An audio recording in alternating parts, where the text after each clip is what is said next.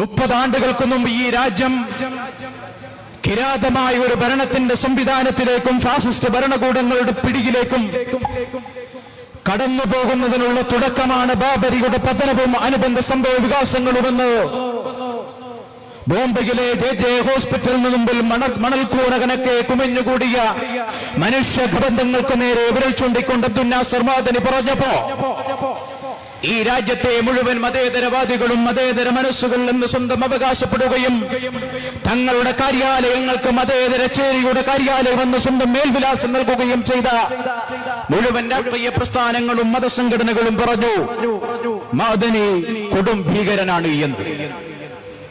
എന്താണ് ഭീകരതയുടെ നിർവചനമെന്ന് കൃത്യമായി പറയാൻ കഴിഞ്ഞിട്ടില്ലാത്ത ഒരു സമൂഹമാണ് മദനിയെ ഭീകരനായി ചിത്രീകരിക്കപ്പെട്ടത്.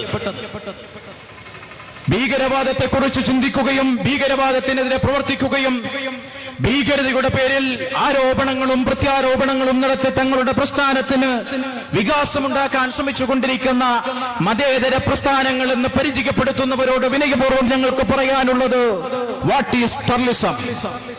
Who is terrorist? എന്താണ് ഭീകരവാദം? ആരാണ് ഭീകരവാദി?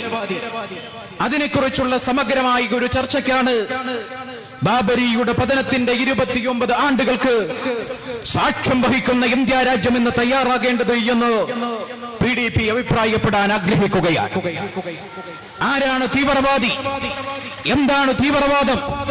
ശക്തൻ അശക്തന്റെ മേൽ തന്റെ ഇച്ഛാശക്തി അടിച്ചേൽപ്പിക്കുന്ന ക്രൂരമായ പീഡന പർവ്വങ്ങൾക്കാണ് ഭീകരവാദമെന്ന് പറയുന്നതെങ്കിൽ അത്തരത്തിലുള്ള ഏതെങ്കിലും ഭീകരവാദത്തിന്റെ വഴിമരുന്നിടാൻ ഇന്നോളം PDP ശ്രമിച്ചിട്ടുണ്ടോ എന്ന് എന്റെ പ്രിയപ്പെട്ട ശ്രോതാക്കൾ ചിന്തയ്ക്കും പുനർവിചിന്തനത്തിനും വിധേയമാക്കേണ്ടതുണ്ട്.